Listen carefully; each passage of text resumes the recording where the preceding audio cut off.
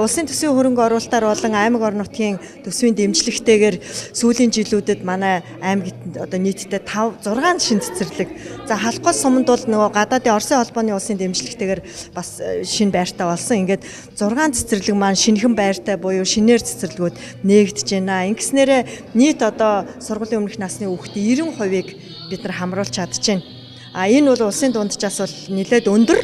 Олон цэцэрлэг байгуулагдаад байгаа мөртлөө дөнгөж одоо 3% л одоо хүрээ нэмэгдэж байна гэдэг нь төрөлт ихсэж тэ хүн амын өсөлт ихсээд байгаатай бас холбоотой гэж ингэж ойлгох хэрэгтэй. Тэгэхээр залуучууд, залуу гэр бүл маань бас сайхан өнөр өтгөн болж байна. Энэ хэрээр хүүхдийн цэцэрлэгийн эрэлт хэрэгцээ маш их сүүлийн жилүүдэд нэмэгдэж байгаа.